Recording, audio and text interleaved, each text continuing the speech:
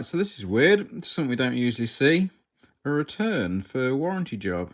This one I think I did about 2 or 3 weeks ago, and now it's packed up again. It's strange because I think I only had in the last 2 years I had another just one other return. So right, let's open her up, see what's going on this time. Last time it was in, changed this resistor here and the that on the other side, and apparently it's no longer powering on. The resistor's okay, it's not fried by the look of it. I'll test it in a minute, but it just wonders what makes me wonder whether the bridge rectifier's gone on it now. So the fuse is all right.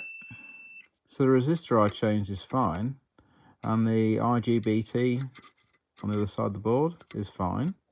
So let's test the rectifier. Is there anything that can possibly be wrong with it? Yeah, law of the sod. The bridge rectifier's died on it. Ace. Right, let's open it up and get it changed.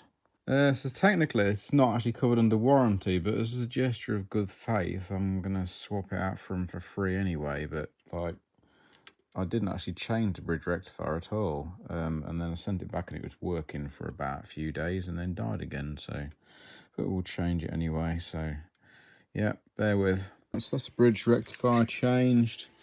That was what we changed last time. That's something completely different. So it should work now. Here we go. All working. All on again. Yeah, it's a weird one.